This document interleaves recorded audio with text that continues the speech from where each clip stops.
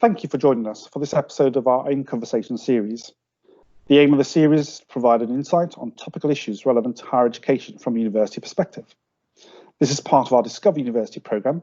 We encourage you to follow our Twitter handle at DiscoverUniEXE, which provides regular updates for teachers and advisors. My name is Karl and Katherine, and I'm the school's relationship manager. I'm joined by Catherine Lloyd-Clark, who's the Assistant Director with responsibility for student access, recruitment and admissions. Each session will aim to focus on a different theme. And this week, we're looking at the university sector and focusing on the application process for new students. So hi, Catherine. I want to start today by talking a little bit about league tables. There are an abundance of them out there. What should students really be looking out for when looking at these league tables? Well, hi, Karl.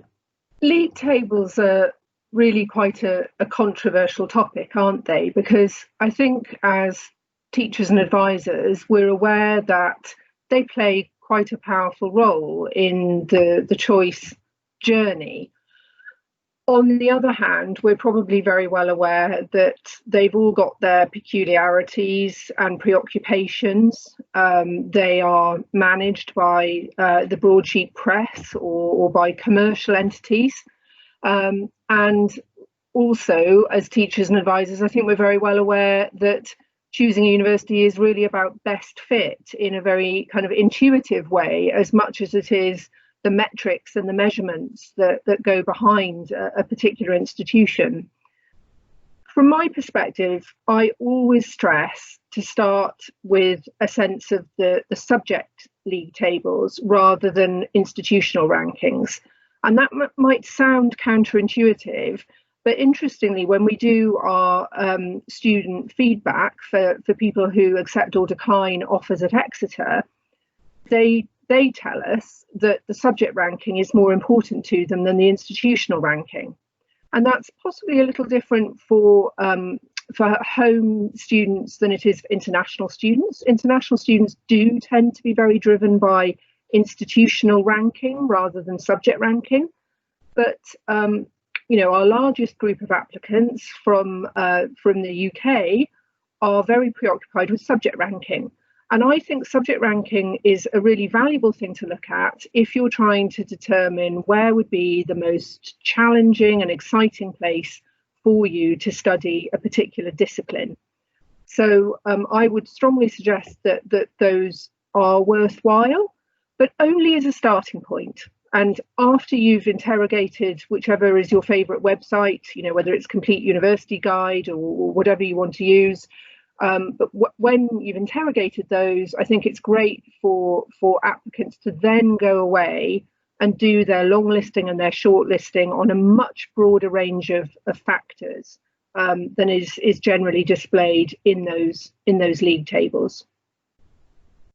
And I guess my question here is, there are lots of different league tables out there. Why do they all rank universities in different ways? So I think some of that comes down to political perspectives. So some league tables are keen to prioritise, for example, the student experience over academic attainment. Some are wanting to ensure that the metrics around things like spend on academic facilities don't dominate the outcome of that league table, because that would mean that the very well-resourced, richer institutions are able to get a higher position perhaps than other institutions that invest very heavily in teaching, but perhaps not in facilities. On the Complete University Guide, you can actually reorder the ranking based on your chosen factor. So you can actually filter at the top to have a look at the ranking by, for example, graduate outcomes or by tariff, academic attainment. So for teachers who are wanting to have quite a nuanced sense of how those factors impact, that's quite a nice tool to be able to go in and interrogate. But I guess I'm a little bit cynical on some of this, and I think it's either a political perspective that's dominating the methodology of a particular league table, or it's simply that if you're going to run a league table, you need to carve out your own kind of commercial and distinctive space for it. So you've got to come up with a different methodology than someone else. So we have league tables that differentiate different universities for different strengths. We also have different mission groups within the UK. And I guess the question now is Russell groups. Does the label still matter? Interesting, isn't it? Because we're immensely proud at Exeter of being part of the Russell Group. But I think what I would say from an information and advice and guidance perspective is that the really important thing for us is that we are research enriched, research led as an institution. And there are a number of research led institutions that are not part of the Russell Group. And that really doesn't diminish their achievements in any way. So being part of the Russell Group is practically useful to us because it does create a kind of lobbying group that helps us work with government, with the research councils, with international organisations to try and ensure that public policy works in a way which reflects the needs of institutions like ourselves. But from a student perspective, in terms of applying to a university, I'm not sure that it's really the be-all or end-all factor. And I'm not convinced on the whole that saying that you're going to a Russell Group institution really carries the weight that perhaps it might do in the US if you said that you're aiming to go to an Ivy League or a Seven Sisters institution. So I think the important thing for students is to find the best fit for them. And really that's about establishing, the fit and the feel of a particular institution, how it teaches and the emphasis that it places on teaching alongside the research experience. But typically from Russell Group institutions, you're going to get teaching from some of the best academics in the world who are delivering at the cutting edge of their research field. And the commitment that we make as part of that mission really is to introduce that research into the undergraduate curriculum. And that's a really powerful way to learn. Okay, so one of the measures or variables used in league tables is employability. What does the level of employability tell us about institutions? And is this related or linked to the actual courses themselves? Yes, I mean, we've had for years and years the DELI survey, the Destination of Leavers in Higher Education survey, which looks at graduate destinations only just 6 months after leaving university.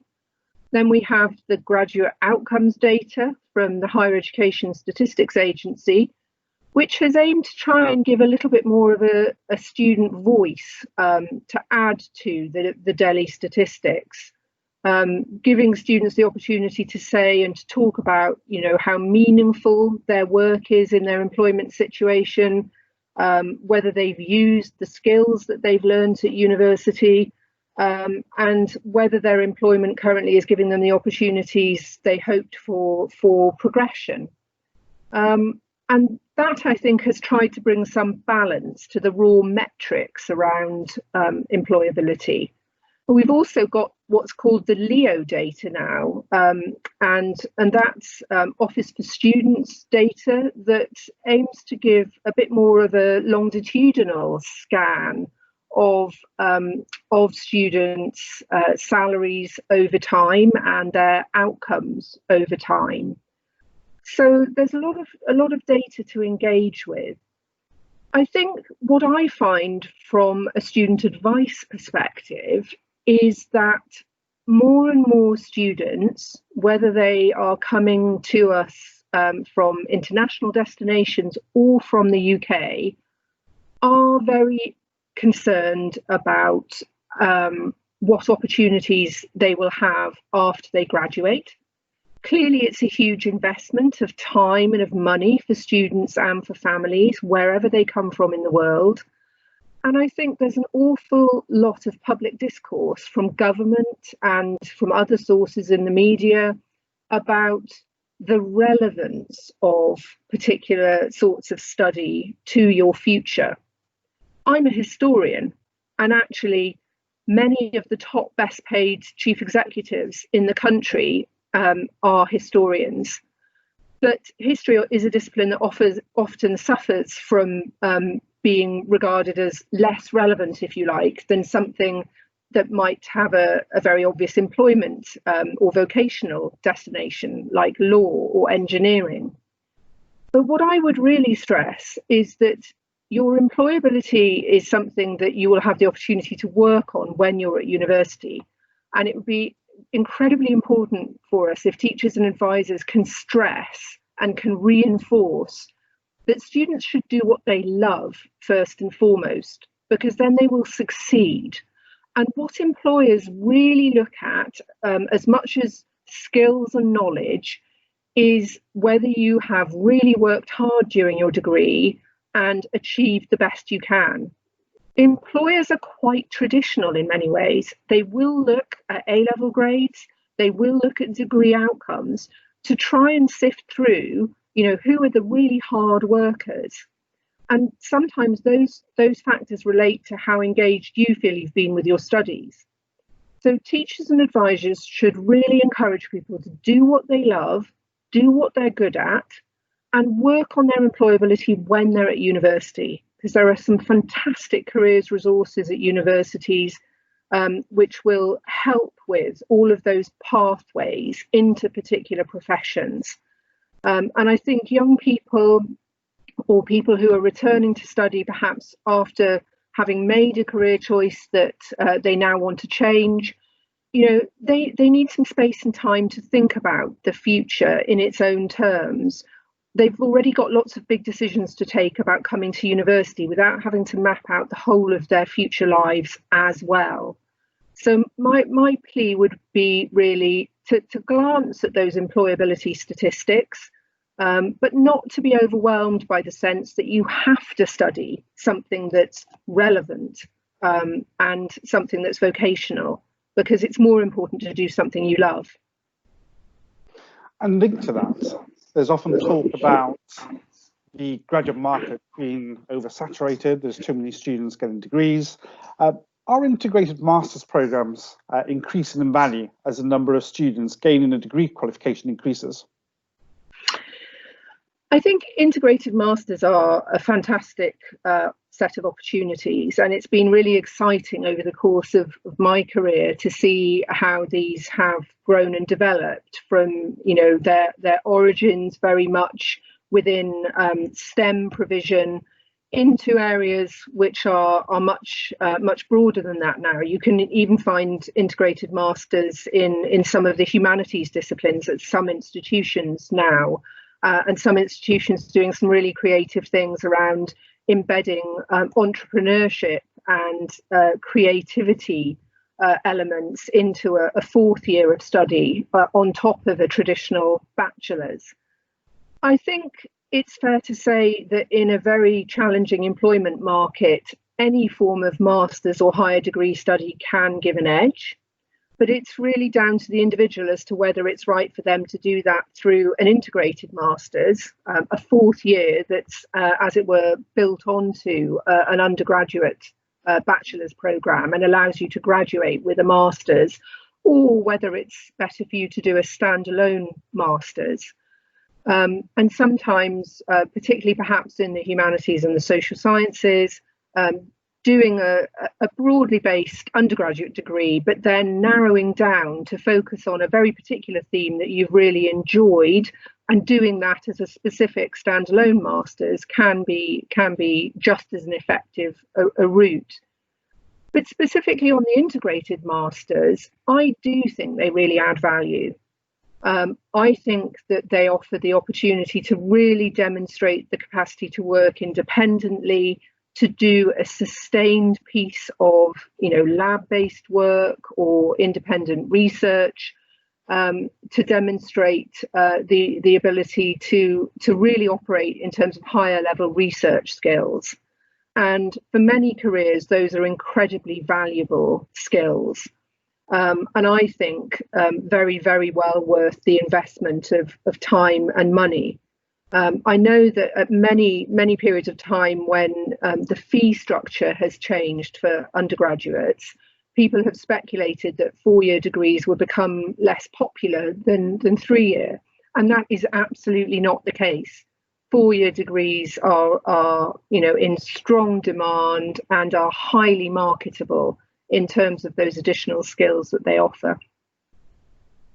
Okay, that's really helpful. Thank you. We're going to leave there for today, but thank you for joining us. We'll be running further sessions, so please do follow us on Twitter @DiscoverUniEXE for further updates on future sessions. Thank you.